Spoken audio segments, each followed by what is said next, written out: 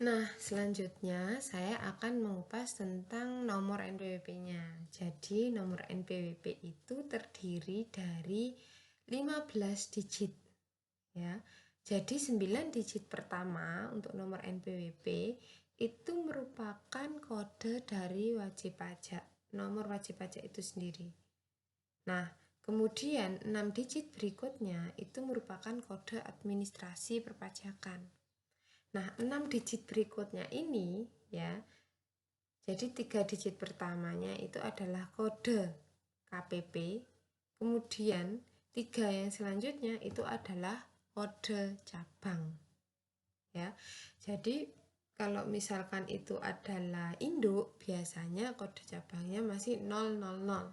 Tapi kalau dia sudah menjadi anak perusahaannya gitu ya, atau cabangnya, maka nanti kode yang 3 kode digit terakhirnya ini bisa 001, 002 kalau itu adalah cabang yang kedua ya. Nah, kemudian saya akan membahas mengenai NPWP untuk wanita kawin yang memiliki penghasilan. Nah, ketika seorang wanita itu kawin, ya, seharusnya dan dia memiliki pekerjaan, ya, seharusnya NPWP-nya itu digabung, dilebur jadi satu dengan suami. Kenapa? Karena di dalam undang-undang perpajakan, satu keluarga itu dianggap hanya memiliki satu NPWP. Ya, seperti itu. Jadi, ketika istri itu bekerja, ya, ketika dia menikah, NPWP-nya harus jadi satu. Terus kalau misalkan, jadi gini, sebelum nikah, misalkan ya, si wanita ini sudah memiliki pekerjaan, dia juga sudah memiliki NPWP. Terus kemudian menikah, ya kan, suaminya juga bekerja kan ya. Nah, terus gimana nih kalau misalkan seperti ini? Ya, NPWP si istri yang dulu itu dihapus, kemudian dia mendaftarkan diri lagi dan memiliki nomor NPWP yang sama seperti si suami. Seperti itu. Ya, jadi nanti untuk perhitungannya penghasilan istri digabung dengan penghasilan suami. Namun ketika misalkan seseorang itu sudah berkehendak ya untuk melakukan pisah harta di awal, atau memang misalkan karena si istri ini juga sangat kaya ya kan, kemudian dia merasa bisa kok aku bayar pajaknya sendiri. Nah, ini ya wanita-wanita yang mandiri ya, diperbolehkan ya, tetap diperbolehkan untuk memiliki NPWP yang berbeda dengan suaminya. Jadi untuk memiliki nomor yang berbeda dengan suaminya diperbolehkan ya. Terus nanti pelaporan perpajakannya gimana? Ya masing-masing, tanggung jawab masing-masing. Namun ya, ada namunnya lagi di sini.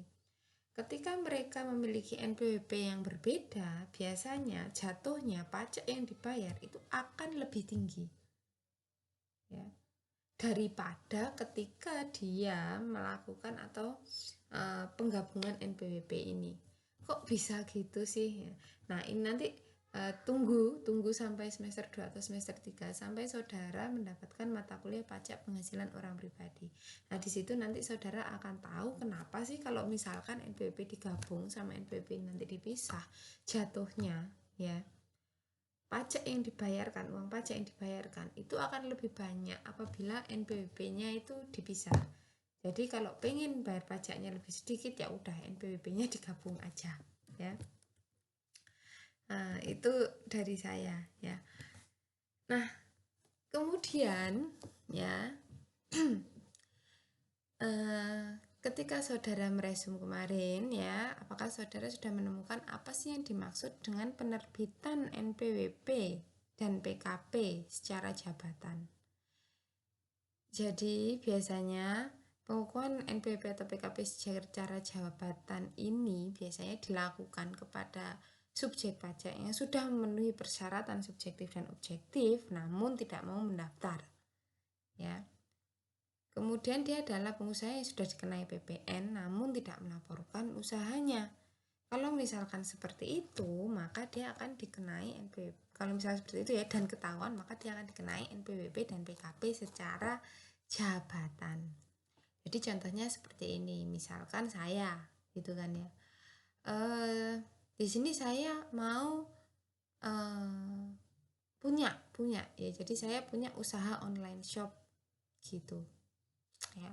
Saya nggak daftarin diri sebagai untuk punya NPWP atau sebagai PKP ya, karena saya merasa ngapain sih gitu kan ya, kayak daftar pajak, orang usahaku nih baru berdiri gitu, juga nggak ketahuan juga. Nah, di luar dugaan ternyata usaha saya berkembang dengan pesat gitu.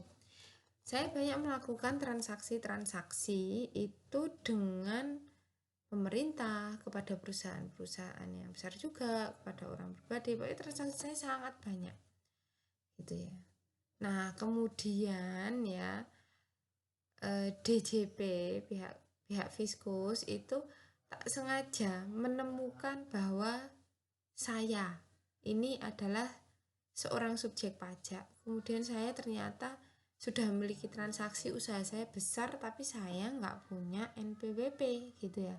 Nah, kalau ketahuan itu bisa ditetapkan secara jabatan. Jadi Fiskus yang menetapkan saya, Ibu mulai saat ini Ibu harus sudah mendaftarkan diri untuk memiliki NPWP ya. Itu. Nah, itu contohnya penerbitan NPWP secara jabatan tuh seperti itu. Jadi tidak lagi self assessment system wajib pajak mendaftarkan diri sendiri, enggak, tapi karena ketahuan Fiskus akhirnya ditetapkanlah NPWP secara jabatan pada saat itu. Nah, dalam setiap undang-undang ya, setiap peraturan ya, kalau nggak dilakukan ya kan, itu kan pasti ada sanksinya. Begitu juga masalah NPWP ini. Ketika seseorang itu tidak mau memiliki NPWP atau tidak mau mendaftarkan diri memiliki NPWP, maka dia akan dikenakan sanksi gitu ya. Nah, sanksinya apa? Nah, kalau sampai menimbulkan kerugian pada negara, maka sanksinya adalah dipidana minimal 6 bulan dan maksimal 6 tahun. Atau denda yang jumlahnya adalah 2-4 kali jumlah pajak terhutang atau yang tidak dibayar. Jadi itu adalah sanksinya ya. Nah, kemudian ya, apakah NPWP itu berlaku seumur hidup ya? Kita harus lihat kondisinya terlebih dahulu gitu. Nah, karena ada yang karena NPWP itu bisa dihapus ya.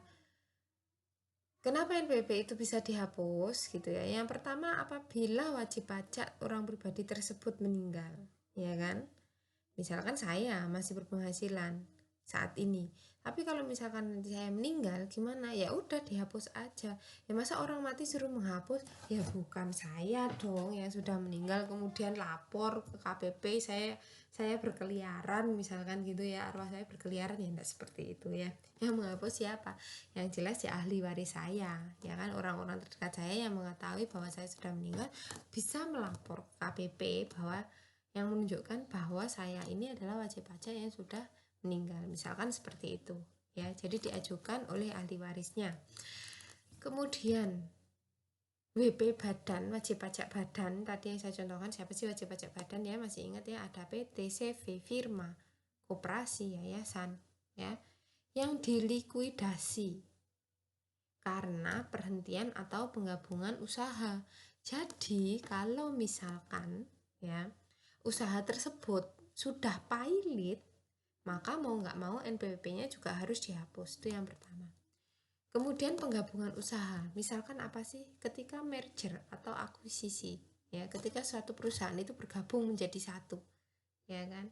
Dan kemudian salah satunya kan pasti ada yang hilang atau berganti nama, gitu ya. Nah, ketika dia berganti nama atau sudah menjadi satu, menjadi nama yang baru, maka yang lama ini juga harus dihapus, gitu ya.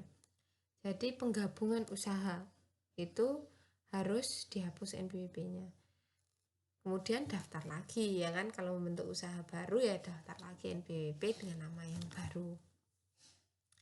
Kemudian WP BUT. BUT itu bentuk usaha tetap ya. Bentuk usaha tetap, ketika dia menghentikan kegiatan usahanya di Indonesia, maka dia harus menghapus NPWP-nya ya.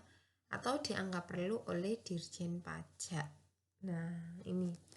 Jadi ini adalah NPWP yang bisa dihapus ya. Jadi penghapusan NPWP bisa dilakukan dalam hal wajib pajak. Sekali lagi saya simpulkan, wajib pajak meninggal, wajib pajak dilikuidasi atau digabung usahanya, BPBUT berhenti kegiatan usahanya di Indonesia. Nah, saya rasa itu adalah materi yang cukup saya sampaikan mengenai NPWP. Nah, untuk tugas individunya ya, yang pertama tadi saya sempat mengucapkan ada BUT atau bentuk usaha tetap.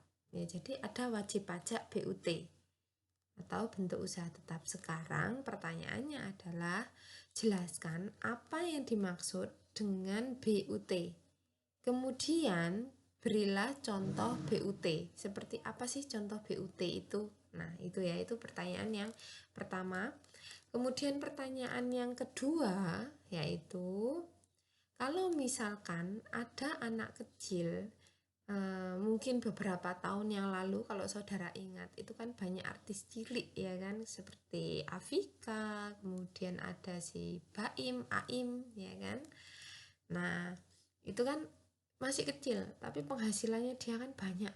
Nah, pertanyaannya, apakah apabila anak kecil itu sudah mendapatkan penghasilan, apakah dia harus memiliki NPWP sendiri terpisah dari orang tuanya, atau bagaimana nih perlakuannya untuk NPWP si anak kecil ini ya. Nah, ini adalah tugas individu yang harus saudara kerjakan hari ini ya, dan nanti saudara kumpulkan maksimal pukul 11 ya. Nanti akan saya buatkan foldernya di Google Class. Nanti silahkan saudara masukkan hasil jawabannya ke situ ya. Sekali lagi, ini adalah tugas individu. Nah, nanti tugas individunya bisa diketik di Microsoft Word atau dalam bentuk PDF ya. Demikian untuk materi kuliah hari ini. Saya harap kita bisa belajar bersama ya. Wassalamualaikum warahmatullahi wabarakatuh.